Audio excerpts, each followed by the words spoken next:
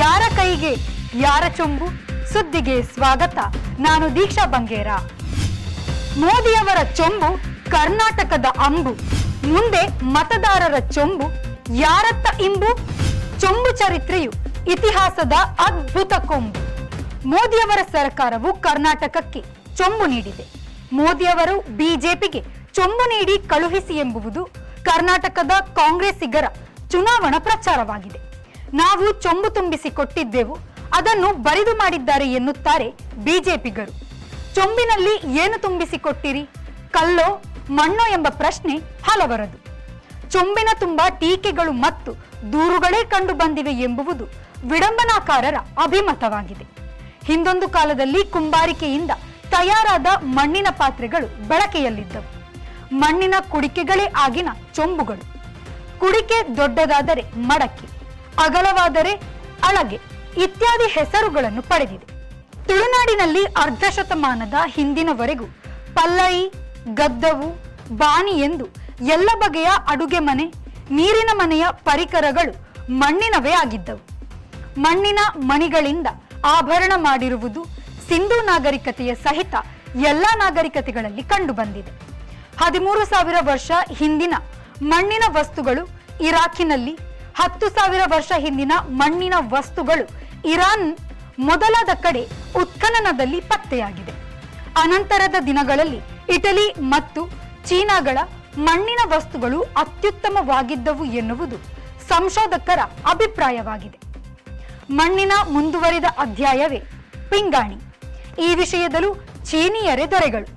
ಚೀನಾದಲ್ಲಂತೂ ಮಾನವ ಗಾತ್ರದ ಮಣ್ಣಿನ ಮತ್ತು ಪಿಂಗಾಣಿಯ ಮೂರ್ತಿಗಳು ಕೋಟಿಗಟ್ಟಲೆ ಸಿಕ್ಕಿದೆ. ಕಲ್ಲಿನ ಚೊಂಬನ್ನು ಕೂಡ ಕೆಲವರು ಪ್ರಯತ್ನಿಸಿದ್ದರು. ಮರದ ಚೊಂಬು ಮಾಡಿದವರೂ ಇದ್ದರು. ಆದರೆ ದ್ರಾವಿಡ ಭಾಷೆಯಲ್ಲಿ ಕಂಚು ಎಂಬ ಮಿಶ್ರಲೋಹಕ್ಕೆ ಇದ್ದ ಮೂಲ ಹೆಸರೇ ಚೆಂಬು. ಆ ಚೆಂಬು ಎಂಬುವುದೇ ಚೊಂಬು ಅವತಾರವನ್ನು ತಾಳಿದೆ. ಮಾನವನಿಗೆ ಮೊದಮೊದಲು ತಿಳಿದಿದ್ದ ಲೋಹಗಳಲ್ಲಿ ಒಂದು ತಾಮ್ರ.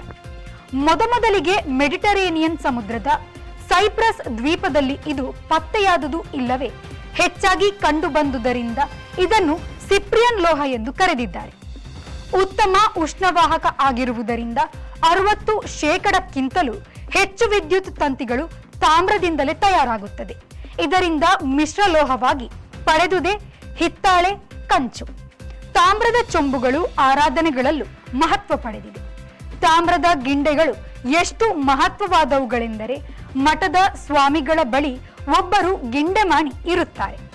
ತಾಮ್ರದ ಚೊಂಬಿನ ನೀರು ಆರೋಗ್ಯವರ್ಧಕ ಎಂದು ಕೆಲವರು ತಿಳಿದಿದ್ದಾರೆ. ಅದಕ್ಕೆ ಅಧಿಕೃತತೆಯೇನೂ ಇಲ್ಲ. ತಾಮ್ರದ ಪಾತ್ರೆಗಳು ಹಿಂದೆ ಸಾಕಷ್ಟು ಬಳಕೆಯಾಗುತ್ತಿದ್ದವು. ಆದರೆ ಅದು ಕಿಲುಬು ಹಿಡಿಯುತ್ತಿದ್ದುದರಿಂದ ಕಲಾಯಿ ಹಾಕದೆ ಆಹಾರ ತಯಾರಿಸಲು ಬಳಸಿದರೆ ಆಹಾರ ಕೆಡುತ್ತಿತ್ತು. ಕಲಾಯಿ ವೃತ್ತಿ ಕೂಡ ಹಿಂದೆ ಕೆಲವರಿಗೆ ಕಾಯಂ ಉದ್ಯೋಗವಾಗಿತ್ತು. ತಾಮ್ರದ ಚೊಂಬನ್ನು ನೀರಿಗೆ ಬಳಸುತ್ತಿದ್ದುದರಿಂದ ಅದಕ್ಕೆ ಕಲಾಯಿ ಹಾಕುತ್ತಿರಲಿಲ್ಲ. ಅಡುಗೆಗೆ ಬಳಸುವವಕ್ಕೆ ಮಾತ್ರ ಕಲಾಯಿ ಹಾಕಿಸುತ್ತಿದ್ದರು. 12,000 ವರ್ಷಗಳ ಹಿಂದೆಯೇ ತಾಮ್ರ ಶೋಧವಾದುದರಿಂದ ಮಾನವ ಬಳಕೆ ಮಾಡಿದ ಮೊದಲ ಲೋಹ ತಾಮ್ರ ಎಂದೇ ತಿಳಿಯಲಾಗಿದೆ. ಕ್ರಿಸ್ತಪೂರ್ವ 8,000 ಹೊತ್ತಿಗೆ ಹೊಸ ಕಲ್ಗಾಲದ ಮಾನವನು ತಾಮ್ರವನ್ನು ಆದಷ್ಟು ಬಳಕೆ ಮಾಡಲು ಆರಂಭಿಸಿದ. ಮಾನವನು ಮೊದಲು ಆಯುಧಗಳನ್ನು ಮಾಡಿಕೊಂಡುದು ಕೂಡ ತಾಮ್ರದಿಂದಲೇ. ಅದಕ್ಕೆ ಮೊದಲು ಕಲ್ಲು, ಅದರಲ್ಲೂ ಲಾವಾಶಿಲೆ, ಫ್ಲಿಂಟ್ ಕಲ್ಲು ಅವರ ಮಾಂಸ ಕತ್ತರಿಸುವ ಆಯುಧವಾಗಿತ್ತು.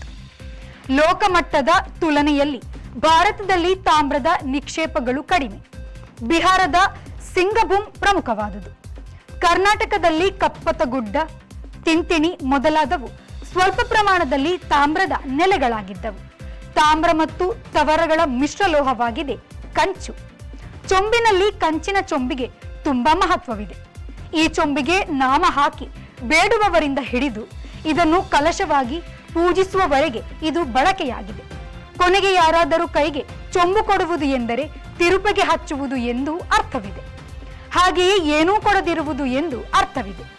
ತುಳುನಾಡು ಮತ್ತು ಮೊದಲಾದ ಸ್ಥಳಗಳಲ್ಲಿ ಈ ಅಲ್ಯೂಮಿನಿಯಂ ಮತ್ತು ಉಕ್ಕಿನ ದಾಳಿಗೆ ಮೊದಲು ಕಂಚಿನ ಬಟ್ಟಲು, ತಾಮ್ರದ ಪಾತ್ರೆ, ಪಗಡಿ, ಚೊಂಬು ಇತ್ಯಾದಿಗಳು ಮನೆಯವರ ಸಿರಿವಂತಿಕೆಯ ಮಟ್ಟವನ್ನು ತೋರಿಸುವವುಗಳೂ ಆಗಿದ್ದವು. ಕಬ್ಬಿಣದ ಲೋಹ ತುಂಬ ತಡವಾಗಿ ಮಾನವನಿಗೆ ದಕ್ಕಿದ್ದು. ಹಾಗಾಗಿ ಮಾನವನು ಅದರಿಂದ ಭರ್ಜರಿ ಆಯುಧಗಳನ್ನು ತಯಾರಿಸತೊಡಗಿದ. ಆದರೆ ಕಬ್ಬಿಣದಿಂದ ಚೊಂಬು ತಯಾರಿಸಿದ ಉದಾಹರಣೆ ಇಲ್ಲ. ತುಂಬಾ ತಡವಾಗಿ ಸಾಧ್ಯವಾದ ಲೋಹ ಅಲ್ಯೂಮಿನಿಯಂನಿಂದಲೂ ಚೊಂಬು ತಯಾರಾಗಿದೆ. ಉಕ್ಕಿನಿಂದಲೂ ಬಂದಿದೆ. ಹಿತ್ತಾಳೆ ಕೂಡ ತಾಮ್ರ ಮತ್ತು ಸತುವಿನ ಮಿಶ್ರಲೋಹವಾಗಿದೆ. ಆದರೆ ಸತುವನ್ನು ಎಷ್ಟು ಪ್ರಮಾಣದಲ್ಲಿ ಬೆರೆಸುತ್ತಾರೆ ಎನ್ನುವುದರ ಮೇಲೆ ಪಿತ್ತಾಳೆ, ಕಂಚ್ ವ್ಯತ್ಯಾಸ ಮಾಡುತ್ತಾರೆ. ಅದರ ಹೊರತು ಅವುಗಳು ಭಾರಿ ಭಿನ್ನವೇನಲ್ಲ. ಈ ತಾಮ್ರ ಮತ್ತು ಕಂಚಿನ ಚೊಂಬುಗಳನ್ನು ಇತಿಹಾಸ ಕಾಲದಲ್ಲೇ ವಿಭಿನ್ನವಾಗಿ ಕೂಡ ಸಾಕಷ್ಟು ಕಡೆ ಬಳಸಿದ್ದಾರೆ. ಭಾರತದಲ್ಲಿ ತಾಮ್ರ ಇಲ್ಲವೇ ಕಂಚಿನ ಚೊಂಬನ್ನು ಉಪರಾಟೆ ಮಾಡಿ ದೇವಾಲಯಗಳ ಮೇಲೆ ಕಲಶ, ವಿಮಾನವೆಲ್ಲ ಕೂರಿಸುತ್ತಿದ್ದರು. ಗ್ರೀಕರು ಮತ್ತು ರೋಮನ್ನರು ಚೊಂಬನ್ನು ಬೇರೆ ಬೇರೆ ಬಗೆಯಲ್ಲಿ ತಲೆಗೆ ಉಲ್ಟಾ ಕೂರಿಸಿಕೊಂಡು ಯುದ್ಧದ ತಲೆಕವಚ ಮಾಡಿಕೊಂಡಿದ್ದರು.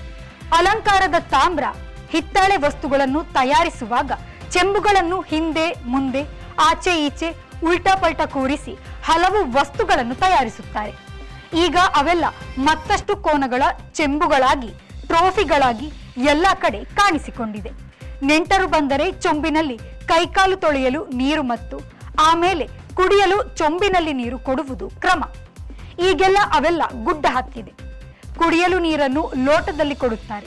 ಲೋಟವನ್ನು ನೀವು ಚೊಂಬಿನ ಮರಿ ಎಂದು ಹೇಳಬಹುದು ಅಷ್ಟೇ.